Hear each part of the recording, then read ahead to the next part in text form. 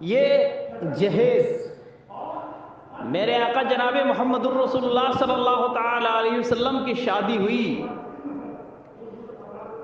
تو آپ کو معلوم ہونی چاہیے کہ شادی میں میرے آقا جناب محمد الرسول اللہ کی جب پہلی شادی ہوئی حضرت خدیجۃ الکبریٰ سے، ذرا دھیان سے سنیں تو حضرت خدیجۃ الکبریٰ جو جہیز لے کر آئی تھی، مورخین لکھتے ہیں کتابوں میں ہے کہ اگر اس سونے اور چاندی کو ایک جگہ اکٹھا کیا جاتا اور اکٹھا کرنے کے بعد بیچ میں ایک آدمی کو کھڑا کر دیا جاتا تو نہ وہ آدمی ادھر سے نظر آتا اور نہ ادھر سے نظر آتا۔ اللہ اکبر! اتنا جہیز لے کر آئی تھی حضرت خدیجۃ الکبریٰ۔ حضرت خدیجۃ الکبریٰ جو سرکار کی سب سے پہلی بیوی ہیں، یقیناً اس کے بعد میرے آقا جناب محمد رسول اللہ صلی اللہ تعالی علیہ وسلم نے اس سارے مالوں کو اللہ کی راہ میں خرچ کر دیا۔ میرے آقا نے کچھ رکھا نہیں، جو جہیز لے کر آئی تھی سب کو راہ خدا میں دے دیا۔ اللہ اکبر! لیکن آج ہم کیا کر رہے ہیں؟ آج تو ہم بیٹی والے سے کہہ رہے ہیں کہ ہمیں اتنا روپیہ دو تو ہم تمہاری لڑکی سے شادی کریں گے، ورنہ اگر ایسا نہیں ہوا، اتنا روپیہ اور اتنا مال، اگر اتنی دولت ہمیں نہ مل سکی تو ہم آپ کی بیٹی سے شادی نہیں کر سکتے۔ آپ دیکھیں کہ میرے آقا جناب محمد رسول اللہ صلی اللہ تعالی علیہ وسلم کی حیات طیبہ آپ ملاحظہ کریں کہ میرے آقا جناب محمد رسول اللہ جہاں ایک طرف اتنا مال و دولت لے کر آنے والی حضرت خدیجۃ الکبریٰ لے کر آ رہی ہیں تو سارے مال کو راہ خدا میں دے رہے ہیں، وہی مصطفیٰ جان رحمت صلی اللہ تعالی علیہ وسلم اپنی بیٹی کو کیا دے رہے ہیں؟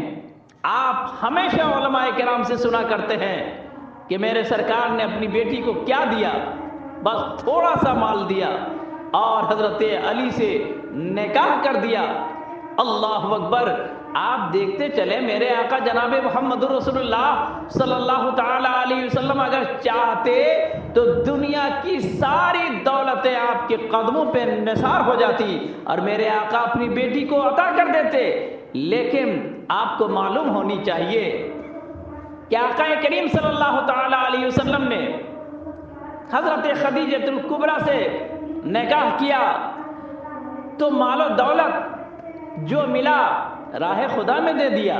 اب بیٹی کی شادی ہو رہی ہے تو میرے آقا جناب محمد رسول اللہ مسجد میں علی سے نکاح کر رہے ہیں، بیٹی کا نکاح ہو رہا ہے، حضرت علی سے نکاح ہو رہا ہے اور مسجد میں ہو رہا ہے۔ اللہ اکبر! لیکن آج میرے سرکار کی سنت پہ کون عمل کرتا ہے؟ آج ہم کہتے ہیں ہم سرکار کی باتوں پہ عمل کرتے ہیں، ہم حدیث کی روشنی میں چلتے ہیں، جیتے ہیں، کھاتے ہیں، پیتے ہیں، سوتے ہیں، جاگتے ہیں، شادی بیاہ کرتے ہیں، لیکن ذرا سوچو تو صحیح، یہ زبان سے کہنا اور ہے اور کرنا اور ہوتا ہے۔ اس لیے مسلمانوں، اگر تم واقعی سرکار کی سنت پہ عمل کرنا چاہتے ہو تو پہلے لڑکیوں سے محبت کرنا سیکھو کہ اگر ایک کی لڑکی کو تم لا رہے ہو اور اس پہ جبر کر رہے ہو، جبر کرتے ہو کہ تم اتنا مال دو تو تمہاری بیٹی سے شادی کر لیں گے۔ اللہ اکبر! یہ تمہیں کب گوارا ہے کہ تم اپنے یہاں اگر اپنی بیٹی کی شادی کر رہے ہو، تم بیٹی کی شادی کر رہے ہو تو بوجھ بن جاتی ہے، لیکن جیسے ہی بیٹے کی شادی کرنے کے لیے تم تیار ہوتے ہو تو کہتے ہو اتنا مال لوں گا، اتنی دولت دو تو شادی کروں گا۔ شرم نہیں آتی ہے مسلمانوں؟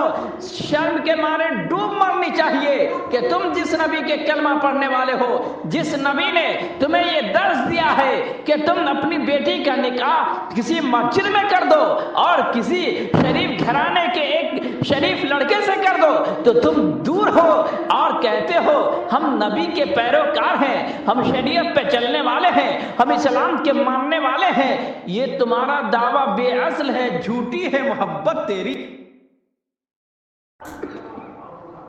یہ جہیز میرے آقا جناب محمد الرسول اللہ صلی اللہ تعالی